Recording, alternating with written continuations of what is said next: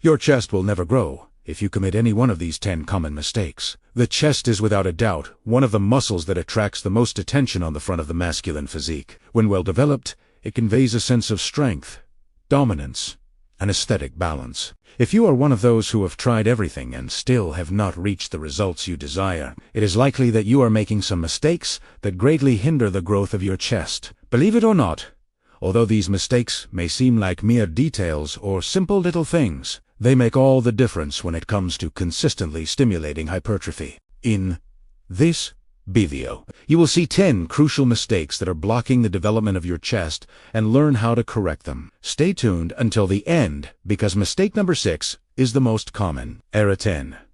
Not locking your scapula before starting the movement. One of the most serious yet often neglected mistakes is leaving the scapula unfixed before performing chest exercises such as the flat bench press, incline bench press, or even various fly variations. When you do not fix your scapula, much of the work that should fall on the chest ends up shifting to the shoulder, especially the anterior deltoid, and to the triceps, significantly reducing the direct stimulus to the muscle you want to develop. The idea of locking the scapula means slightly bringing the shoulder blades together as if you wanted to join them on your back and keeping that position firm, pressing them against the bench, or stabilizing your back well during a push-up. You can do this right away and already feel greater activation in your chest. This positioning prevents the shoulders from advancing too much, which can cause undue joint stress in the area and hinder chest activation. In addition, keeping the scapula retracted causes the chest to assume a more open position, ready to bear most of the tension during the movement. Another advantage of locking the scapula is the reduction of injury risk. People who train with unlocked scapula often report shoulder pain, inflammation, or even tendon ruptures over time, especially when they begin to use heavier loads. With the scapula locked, you create a solid base for the movement, reducing points of undue stress on the shoulder joint. During execution, monitor whether your shoulders are not jutting forward or rising too high. If that happens, stop, adjust your posture, and only then continue. Error 9. Inadequate volume of sets for the chest. One of the most controversial issues in the world of weight training is the ideal training volume. While some people perform countless sets for the chest, others rely on only a few sets in the hope of stimulating without exaggerating. The point is that both an insufficient volume and an excessive volume can hinder chest development. If you perform very few sets, for example 4 or 5 per week, you will hardly provide a consistent hypertrophy stimulus. Your muscle does not receive enough signal to grow. On the other hand, those who overdo it and perform 20, 25, or even more sets in a short period run the risk of overloading the nervous system, hindering muscle recovery and entering overtraining, resulting in constant pain and even a loss of performance. The ideal usually ranges around 10 to 20 sets per week for the chest, distributed intelligently throughout the days. For beginners, a more modest volume close to 10 may be sufficient, as the body still responds well to smaller stimuli. Intermediates and advanced trainees,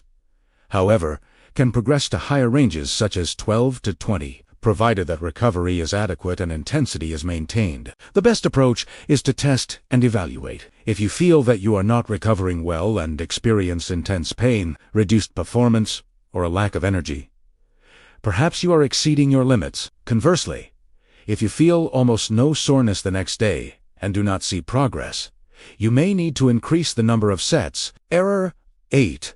Low range of motion. The relentless pursuit of heavy loads causes many people to sacrifice their range of motion, a crucial factor for effectively generating tension and stimulating hypertrophy. In the bench press, for example, some athletes shorten the descent just to be able to add more weight plates, thereby failing to work the full contraction range of the chest. In fly movements, it is common to see quick repetitions without lowering the dumbbell to a position that truly stretches the muscle. When we speak of hypertrophy, range of motion is often more important than the load used alone. A complete movement causes the chest to fully stretch and contract, increasing micro tears in the muscle fibers, which induce the body to repair and hypertrophy. If you only go halfway, you lose much of that stimulus. Using excessively heavy loads not only reduces range, but also increases the risk of joint and muscle injuries. The shoulder is a sensitive area, and forcing the movement with a weight you cannot fully control can result in inflammation or rotator cuff problems. Putting your ego aside is essential. Choose a load that allows a controlled descent, feeling the chest work while other muscles only act as assistants. There is no point in using heavy loads to impress others. Swap that momentary pride for real visible gains in the mirror. Error 7. Training chest only once per week. For a long time, it was believed that each muscle needed a fixed day in the week, and thus the famous Monday chest day was born. However, many studies and practical experience show that training each muscle only once every 7 days may not be the most efficient for hypertrophy. The muscle generally recovers between 48 and 72 hours, depending on intensity and the individual. And after that time, it is ready to be stimulated again. If you only train your chest the following week, there is a long interval in which it remains idle. Furthermore, packing many chest sets into a single day causes cumulative fatigue. Splitting the volume into more sessions tends to make each workout more productive. A simple way to increase frequency is to divide the weekly volume into 2 sessions. This way, you enter each session more rested and can deliver more intensity and focus. When increasing frequency, organize the rest of your training schedule so as not to overload the shoulders and triceps. Error 6. Wrong exercise selection without considering the portions of the chest. The chest is not a single block. It has upper, middle, and lower portions. If your workout only includes flat movements, you will mainly work the middle portion while neglecting the upper and lower regions. This results in an underdeveloped chest with visible gaps. You need a balanced combination of angles and movements to ensure complete development. Incline presses and decline push-ups emphasize the upper chest. Flat presses and fly machines target the middle region. Cable crossovers from high to low and parallel bar dips emphasize the lower chest. Balanced exercise selection is key to full development. Error 5.